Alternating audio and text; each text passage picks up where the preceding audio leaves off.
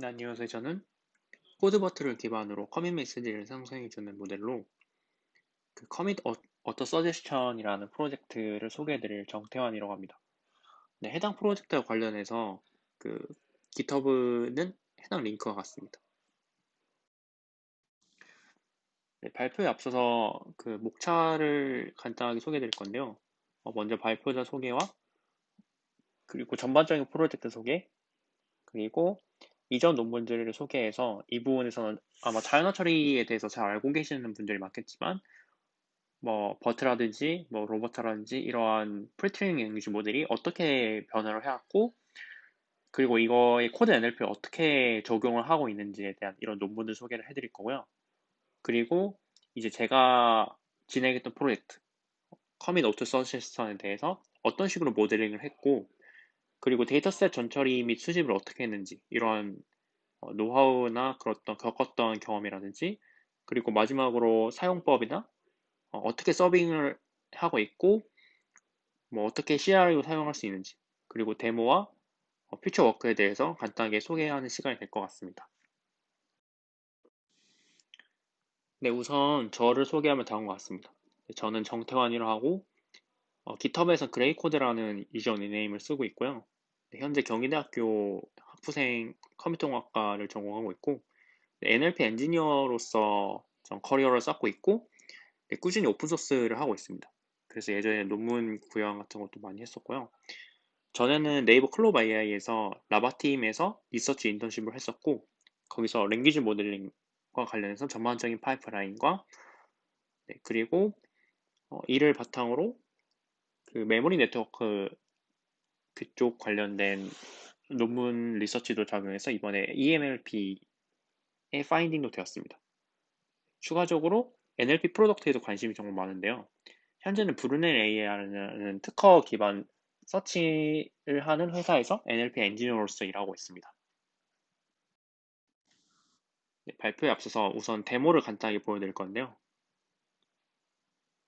아마 잘 감을 못 잡는 분이 계실 것 같아서 이렇게 코드를 작성을 하고 보통 git add를 해서 트래킹을 합니다. 그리고 이제 커밋을 할 때 커밋 메시지를 작성을 해야 되는데 이 부분을 그 AI가 자동으로 메시지를 생성해주는 그런 툴이라고 보시면 될 것 같습니다. 두 번째 같은 경우는 아까는 코드를 추가를 했었고 이번에 코드를 삭제해가지고 삭제된 부분에 대한 커밋 메시지가 남습니다.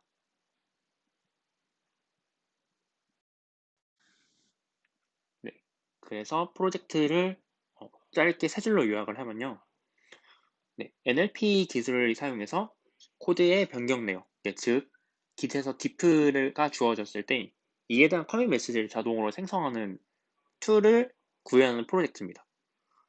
그리고 두 번째로 코드 변경 내용을 인풋, 커밋 메시지를 타겟으로 하는 코드 diff to NL, 그러니까 Natural Language 데이터셋을 6개의 언어에 대해서 배포를 하는 그런 데이터셋 측면에서 데이터셋을 이제 퍼블리시 했다는 그런 프로젝트가 될 수도 있겠고요. 그 1번을 위해서 좀 영구적인 접근 방법을 했었는데 어떻게 리서치를 했는지 이런 거에 대해서 소개를 해드리겠습니다. 네, 그리고 제 프로젝트 앞서서 우선 previous work에 대해서 좀 설명을 드릴 건데요. 이거는 주로 이제 pre-training language 모델, 즉 이게 NLP에서 요즘 핵심적인 그런 태스크라고 볼 수가 있겠는데 보통 뭐 자연어 처리에서 많은 태스크들이 있는데 예를 들면 번역이라든지 아니면 뭐 서머라이제이션이라든지 아니면 챗봇 이런 컨버세이션이라든지 뭐 클래시피케이션이라든지 다양한 태스크들이 있는데요. 보통 이런 태스크들을 수행하기 앞서서 언어 모델을 먼저 만드는 즉 프리트레이닝이라고 하는 단계를 먼저 거치고요. 이제 그 후에 그 프리트레이닝 된 웨이트를 가지고 각자의 태스크에 맞게 파인 튜닝하는 단계를 거칩니다. 그래서 보통 이제 프리트레이닝 랭귀지 모델, 즉 PLM이라고 하는 이 랭귀지 모델 자체가 굉장히 NLP에서 화두가 되고 있습니다. 네, PLM에 앞서서 우선 PLM의 전반적인 모델로 사용하는 트랜스포머라는 모델을 소개해 드릴 건데요. 네, 이 모델은 워낙 유명한 모델이고 2017년 립스에서 어텐션 이즈 올 유 니드라는 논문 제목으로 나온 모델입니다. 대부분의 PLM이 이 구조를 사용을 하고 있고요. 간단하게 설명드리자면 버트 같은 경우는 이제 인코더를 사용하고 GPT 계열, GPT2, GPT3 이런 거는 디코더 계열을 사용하는 그런 모델입니다. 그래서 워낙 유명한 모델이라서 대부분 한국어로 된 자료가 굉장히 많을 텐데요. 일단 이 모델을 다 설명드리기에는 굉장히 한 페이지는 어렵고 해서 간략하게 설명을 드리겠습니다. 자세한 부분은 트랜스포머를 설명하는 아주 쉬운 글을 찾아보시면 더 많을 것 같습니다. 우선 이 트랜스포머 모델은 번역 모델을 기반으로 해서 만들어진 모델이기 때문에 그 인코더랑 디코더 두 가지의 단위로 나뉘게 되고요. 인코더를 보시면 인코더랑 디코더 각각 보시면 포지셔널 인코딩이라는 부분이 있습니다. 기존의 RNA나 LSTM 같은 경우에는 그 리커런트하게 그 시리얼 데이터에 대해서 그 메타데이터를 표현해 줄 수가 있었는데 트랜스포머 같은 경우는 512 토큰 이런 식으로 토큰을 한 번에 넣기 때문에 그 포지셔널 정보를 표현할 수 있는 좀 메타데이터가 없는데요. 이거를 표현하기 위해서 이제 포지셔널 인코딩, 포지셔널 인베딩이라는 인베딩을 따라 만들어서 이를 표현해 주고요. 이제 그 후에 이 인베딩을 거친 이제 인풋을 멀티헤드 어텐션이라는 부분을 거칩니다.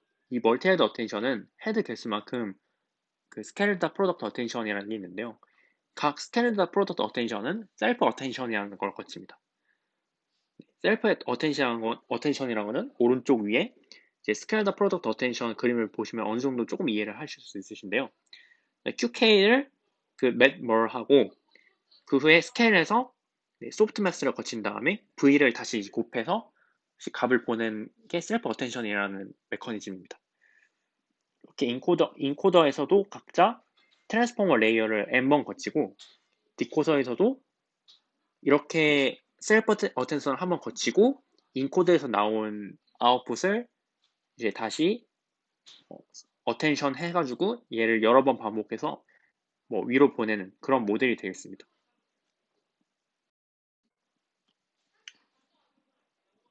네, 다음은 이제 버트에 대한 설명인데요.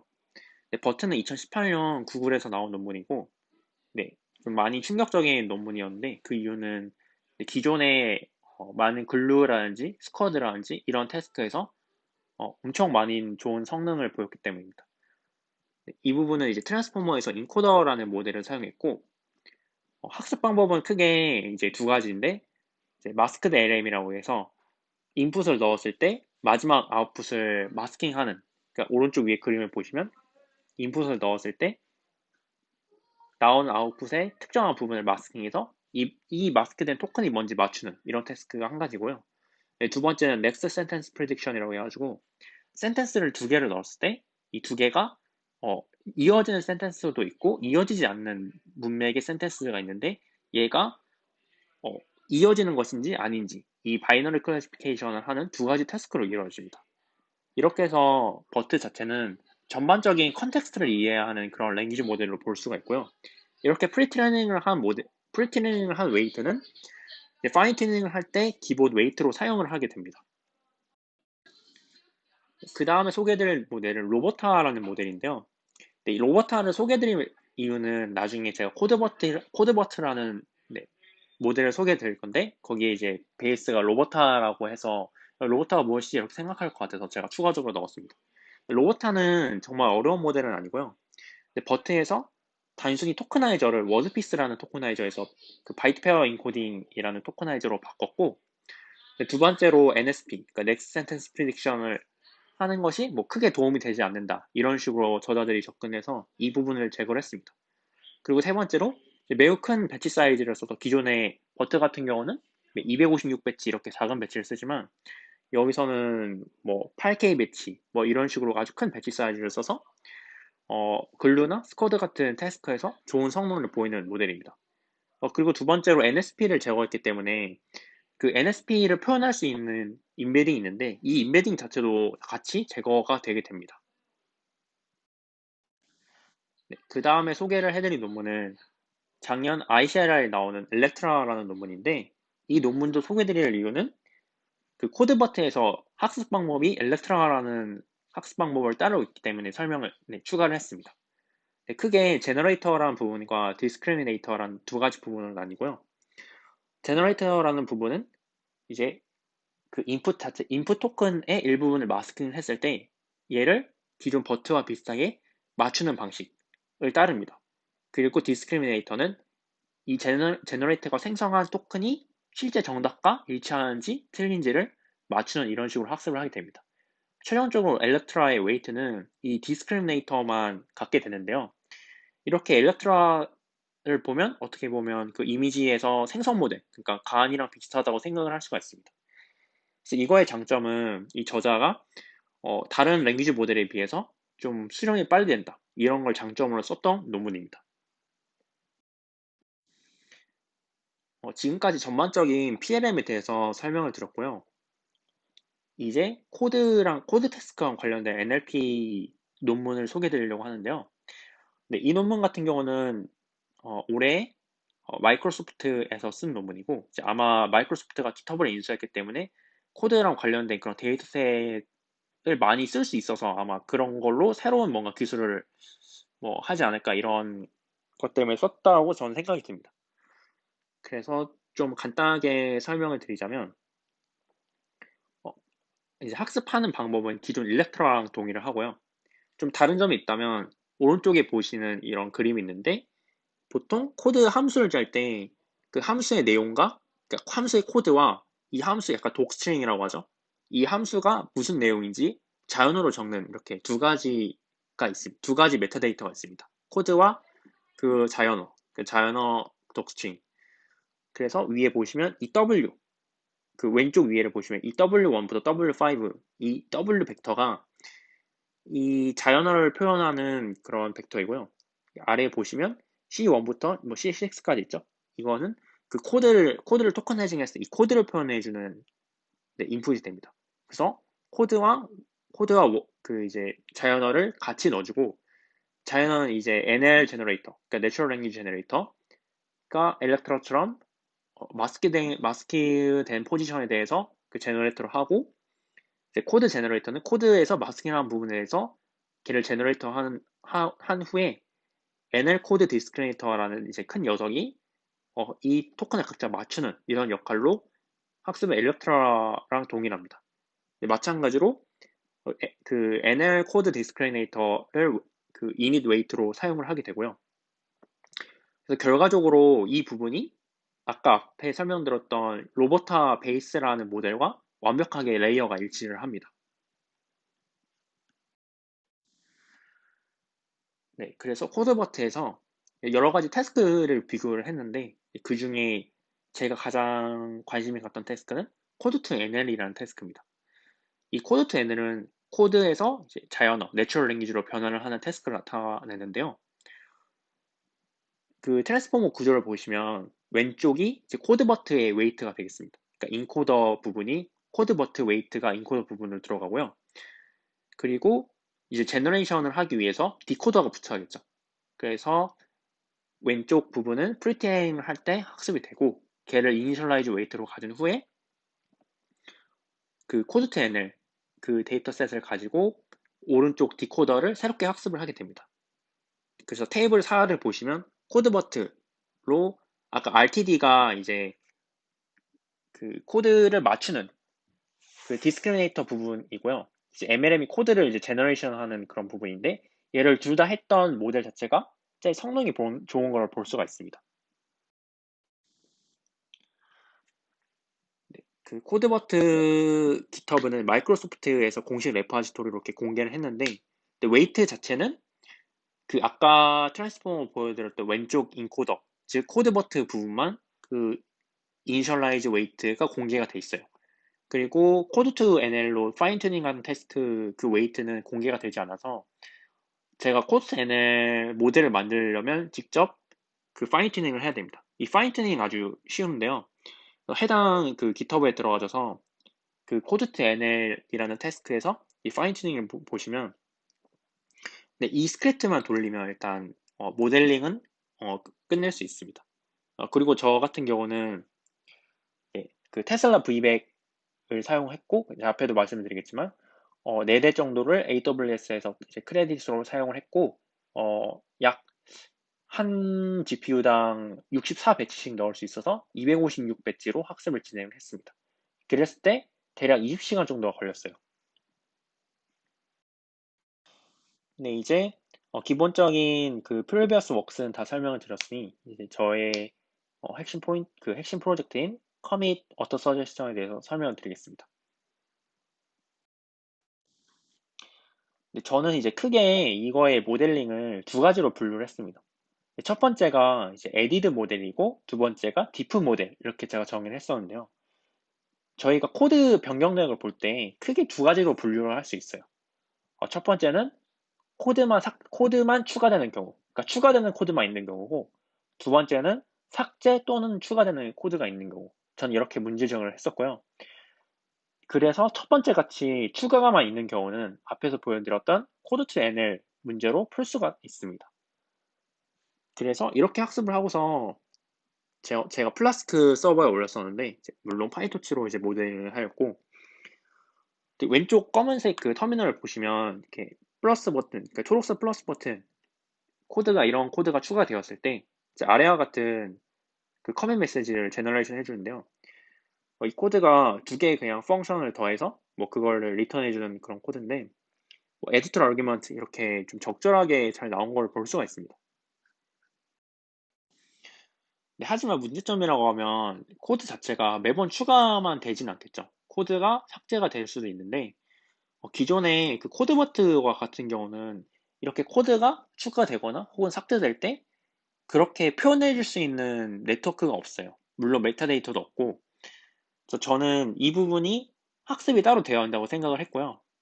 그래서 위에 터미널, 그 검은색 터미널처럼, 안 쓰는 임포트 두 개가 삭제가 되었을 때 얘가 삭제된 데이터다. 이렇게 표현할 수 있는 네트워크 혹은 인풋이 없습니다. 네, 저는 이 문제를 해결하기 위해서 그 페이스북 그 페어라는 그 리서치 그룹에서 XML이라는 트랜슬레이션 모델을 개발했었는데요. 그때 이것도 버트와 굉장히 비슷한 모델이고 잠깐 설명을 드리자면 이제 인풋으로 서로 다른 언어의 랭귀지를 넣는데요. 뭐 그 영어 혹은 뭐 프랑스어 이런 식으로 그러니까 문장 페어를 넣는데요. 여기서 볼 때 랭귀지 인베딩이랑 오른쪽 아래 빨간색을 보시면 랭귀지 인베딩이라고 해가지고 어디까지가 영어고 어디서부터가 프랑스어가 시작해서 끝나는지 이렇게 표현을 해주는 메타데이터가 있습니다. 그래서 이걸 넣어줘서 여기서부터 여기까지는 한국어, 뭐 영어고 여기서 여기까지는 다른 언어다 이런 식으로 표현을 해줘요. 저는 이거에 착안을 해서 그 패치 타입 인베딩이라는 그 코드가 추가된 부분 혹은 코드가 삭제된 부분에 대한 메타데이터와 이를 네트워크 단위에서 처리할 수 있는 인베딩을 따로 고안을 했습니다. 그래서 코드를 잠깐 보여드리면 그 빨간색 부분, 즉 인베딩이 있는 부분에 이렇게 패치 타입 인베딩이라는 걸 넣었고요. 그리고 이걸 자체를 인풋으로 넣어서 얘가 인베딩을 포워딩 한 다음에 그 후에 인베딩에 더해준 이런 식으로 아주 간단하게 구현을 했습니다. 근데 이제 모델링은 어느 정도 설명을 드렸고 이제 데이터셋, 그러니까 디프 데이터셋을 어떻게 수집했고 어떻게 전체를 했는지 아주 간략하게 말씀을 드릴 건데요. 네, 우선 제가 레파스토리를 각 언어마다 선정을 했어요. 그 선정 기준 같은 경우는 그 옆에 보시면 그 ARL이라는 그냥 뭐 좀 유명한 GitHub 레파스토리를 뭐 스타 순위로 이렇게 소팅한 그런 레파스토리가 있는데 뭐 거기서 스타 기준 탑 100개의 레파스토리를 제가 골랐고요. 이제 고른 기준은 다음과 같습니다. 뭐 예를 들면 이제 뭐 영어로 커밋 메시지가 되어 있는 것을 일단 골랐고 그리고 커밋 린트라고 해서 이제 컨벤셔널 커밋이라고 해서 커밋을 좀 자세하게 커밋에 대한 그 룰이 있는데요. 그 룰을 조금 그래도 지킨 그런 커밋들만 일단 우선적으로 뽑았습니다. 그래서 그 탑 100개의 레파지토리를 멀티 스레딩하게 클론을 하고 그 JSON-L이라는 포맷이 있는데 이 JSON-L이라는 포맷도 간단하게 설명을 드리자면 기존의 JSON은 하나의 파일로 되어 있고 그 JSON을 메모리에 로드를 할 때 한 번에 다 로드를 해야 되는데 JSON L은 그러지 않고 이제 라인에 앞자를 떠서 L이거든요. 이거는 라인별로 JSON을 관리를 해가지고 그 파일처럼 읽을 수 있는데 또 읽으면 그 라인 하나가 JSON인 이런 구조입니다. 그래서 그 안에 그 MSG, 그러니까 메시지, 커밋, 이거는 이제 커밋 메시지 자연어고요. 그다음 added, 코드에서 추가된 부분, deleted, 코드에서 삭제된 부분을 각각 토커나이징 해가지고 배열에 담았습니다. 그래서 이거를 클로닝 한 거 혹은 파싱한 거는 그 아래 두 개의 GitHub 코드가 있는데요. 여기서 한번 보시면 될 것 같습니다. 그리고 이렇게 데이터를 전출을 했으니까 인풋에서도 얘를 나타낼 수 있는 그 메타데이터를 같이 포함을 해줘야겠죠? 그래서 걔 이름은 패치드 아이디라고 해가지고 인베딩과 마찬가지로 추가가 됐으면 1, 만약에 삭제가 됐으면 2 이런 식으로 하나의 텐서를 더 추가를 했습니다. 그리고 앞에 에디드 모델이랑 동일하게 학습을 했고요. 이렇게 학습을 이제 모델만 약간 바꿔 끼운 거죠. 그리고 학습을 했을 때 왼쪽 같은 결과를 보면 이제 remove unused import 이렇게 좀 그럴듯한 메시지가 나오는 걸 볼 수가 있습니다. 저는 이렇게 약간 리서치에서 끝난 게 아니고 좀 얘를 잘 프로덕트에 쓸 수 있을 것 같아서 프로덕트화로 좀 포팅을 했는데요. 우선 크게 약간 서버 부분과 뭐 클라이언트 부분 두 가지로 나눴습니다. 이 서버 부분을 나눈 거는 서버에서 플라스크로 이제 모델을 올려서 사용자가 뭐 로컬 혹은 뭐 AWS 같은 GPU에 올려서 뭐 서빙을 받을 수 있게 이런 식으로 네, 만들었고 일단 도커 위주로 뭐 포팅을 했었고요. 엔비디아 그 도커 위주로 포팅을 했었고 그리고 만약에 사용을 하신다면 이렇게 그냥 도커 런으로 뒤에 태그는 이 랭귀지로 뭐 다운로드를 받으면 쓸 수가 있습니다. 그리고 CPU만 만약에 있어서 그 서빙을 못 하신다 뭐 이런 분들이 계실까봐 구글 콜앱 같은 경우에서 콜앱에다가 플라스틱 서버를 동일하게 띄우고 앵그록이라는 그 뭐 내부에서 외부로 이렇게 접근할 수 있게 만들어주는 그런 프로그램이 있는데 이제 이거를 사용해서도 만약에 GPU가 없다 하면 CPU만 쓰시는 분들도 서빙을 해볼 수가 있습니다. 이렇게 서빙을 하면 이제 그 CLI 같이 커밋을 쓸 수 있게 만들어야겠죠? 그래서 왼쪽이 좀 간단하게 코드를 설명드릴 건데 어, 뭐 모델을 일단 두 가지로 나눈 부분이에요. 만약에 이게 에디드 혹은 에디드만 있고 그 델리트가 없다. 그러니까 델리트 리스트가 없다. 이러면 얘는 그 에디드 모델로 그 서빙 그 인퍼런스가 되게 만들었고요. 만약에 else 에디드도 있고 델리트도 있다. 혹은 델리트만 있다. 이런 경우는 디프 모델로 서빙을 하게 되어 있습니다. 그래서 왼쪽 코드 if s가 그걸 의미를 하고요. 그 사용을 할 때는 커밋이라는 그 PIP 패키지로 제가 랩핑을 해놔서 푸시를 해놨는데 PIP 인스톨 커밋이라고 다운로드 받기만 하면 사용할 수 있어요. 그리고 여기에 이제 컨피그로 엔드포인트가 있는데 이제 엔드포인트는 서빙을 하는 주소를 나타내는데 처음에 커밋 컨피그하고 서버 주소만 입력을 하면 그 후에 자연스럽게 커밋 서제스터를 쓸 수가 있습니다. 그래서 데모를 다시 보여드리자면 파이썬 앞에서 보셨겠지만 이게 에디드 모델에 해당이 되는 거고요. 커밋을 하면 이런 메시지가 생성이 되고 그리고 한번 메시지에 대해서 얘를 실제로 커밋할 거냐 아니냐 그거에 대한 이제 메시지고 이렇게 삭제를 한 거는 디프 모델에 해당이 되겠죠. 그래서 디프 모델이 인퍼런스 내서 이렇게 커밋 메시지를 생성해 줍니다. 네, 다음은 자바스크립트에 대한 데모인데요. 이것도 마찬가지로 그 리스트를 포문으로 돌려서 그냥 콘솔 로그 해주는 그런 코드를 애드를 하고 커밋을 하면 breakdown into an array of argument 이렇게 좀 어느 정도 적절한 그런 커밋 메시지가 나오고요. 제가 이 ES5 포맷 형식을 ES6 포맷 형식으로 바꿔봤어요. 네, 조금 걸리긴 하는데 이런 식으로 이게 ES6 문법이라는 자바스크립트 ES6 문법이고, 얘를 다시 트래킹하고서 커밋을 받았을 때 이렇게 재밌는 메시지가 만들어집니다. 이게 어느 정도 적절한 메시지죠. 네, 마지막으로 그 앞으로의 퓨처 워크에 대해서 간략하게 설명을 드리면 이제 네 가지가 같습니다. 저는 이제 에디드 모델이랑 디프 모델을 구분해서 이렇게 서빙을 했었는데, 그런 경우는 이제 어느 정도 뭐 서빙하는 그런 컨테이너라든지 아니면 서빙할 때 그 로컬 스토리지에 좀 많은 모델 두 개를 저장하고 있어야 돼요.